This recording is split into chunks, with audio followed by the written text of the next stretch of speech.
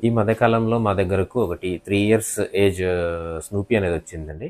దానికి దగ్గర దగ్గర బయట వాళ్ళు ఒక 5-6 మంది 15 రోజుల దాకా ట్రీట్మెంట్ ఇవ్వడం జరిగింది. 15 రోజుల తర్వాత మా దగ్గరకొచ్చింది. అది టోటల్‌గా కొలాప్స్ స్టేజ్‌లో వచ్చింది.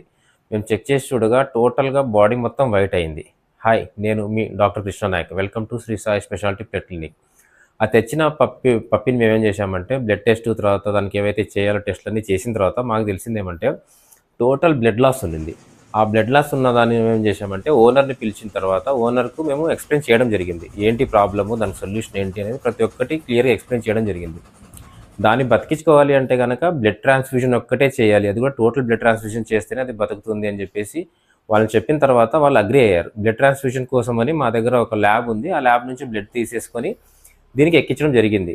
దాదాపుగా 1.5 అవర్ తర్వాత ఈ పప్పి ఏదైతే ఉందో అది నార్మల్ స్టేజ్‌కి వచ్చింది. వచ్చేటప్పుడేమో ఎత్తుకొచ్చారు. వెళ్ళేటప్పుడేమో నడుచుకుంటూ వెళ్ళింది. మా దగ్గర బ్లడ్ ట్రాన్స్‌ఫ్యూజన్ సంబంధించి ప్రతి ఒక్క ఫెసిలిటీ ఉంది. మీరు ఇన్ టైమ్‌లో గనక మీ పప్పీస్‌ని గానీ, మీ పెట్స్‌ని తీసుకురాగలిగితే మేము బ్లడ్ ట్రాన్స్‌ఫ్యూజన్ చేసేసి అంటే బ్లడ్ ఎక్కిచ్చేసి వాటిని బతికిచ్చే ఛాన్స్ ఉంటుంది. Thank you.